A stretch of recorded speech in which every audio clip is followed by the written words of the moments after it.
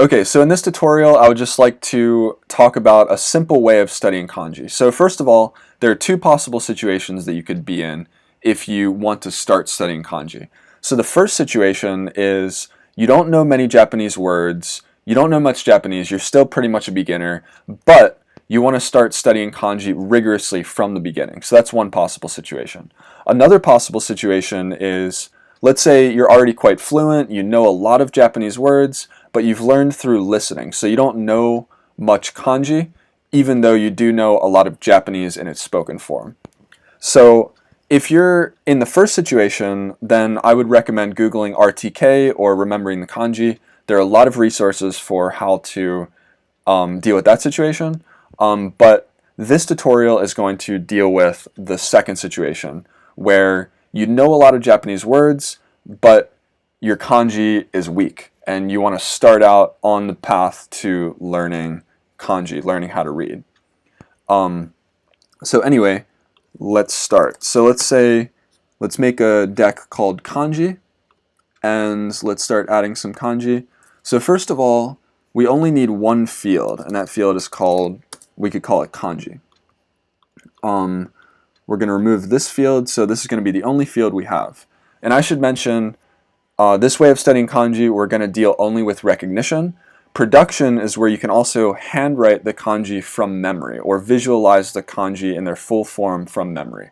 So production's a lot harder, and it's definitely something that's important for a lot of people, important to a lot of people. But I think it's good to start out with recognition in the beginning. So anyway, this tutorial is going to be for getting good at recognition in kanji if you're in that second type of situation. So anyway, we start out with one field here called kanji, and let's go into cards.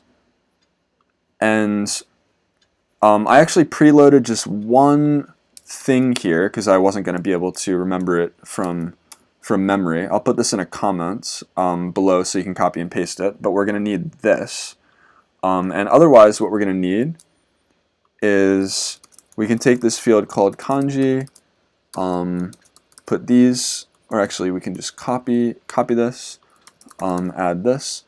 These, the P is for paragraph, it just kind of separates these so they look nice aesthetically. But anyway, that's it. That's all we're going to do. We're just going to do this and make sure this is written here as well. And now let's just add some kanji as a sample. Once you start studying with this, if you want to use this deck model, once you start studying, you can add the kanji manually yourself, as I am here. Or you can get a pre-made list of kanji and import them into Anki. Either way, I'm just going to add a few for illustrative purposes. So let's say we have those 4 kanji in there, and then when we study, this is what we're going to see. So we get shown a kanji, and then we just need to type the kanji. We could just copy and paste it and get the card correct, but that of course wouldn't prove anything. What we want to actually do is write it ourselves, or not handwrite it, but type it ourselves. So you can do it like that, do it like this. And basically the way this works is if you can type a kanji, then you are proving to yourself that you can recognize it and you know at least one word that it's used in, which is quite a good start. And this is also a very useful thing to do, because if you get very good at this particular type of deck model, if you've done, let's say, 1,000 or 2,000 kanji and you've gotten quite good at recognizing all of them, when you see new words in a book which use kanji that you are familiar with, it's very easy to look them up because you have muscle memory for typing them and you have knowledge of what the kanji, or words that any kanji is used in. So if you see a word that you don't know, but you know the kanji, and you know a different word the kanji is used in, then you'd be able to type it and find it out. So anyway, when you first start studying with a deck model like this, you can just test yourself on whether you remember at least one word that the kanji's in, which also proves you recognize it as its own unique individual form, visual form. But as you get good at this deck model, or as you progress through your studies with a deck model like this, you can actually start, for instance, being like, okay, if applicable, I want to remember a Japanese reading and a Chinese reading for each one that comes up. So you can get stricter and stricter over time. But anyway, I think this is quite an elegant, effective deck model for recognition when you're in the situation of already knowing a lot of words but being weak with kanji. It's nice that English is not involved, so it's studying Japanese in Japanese.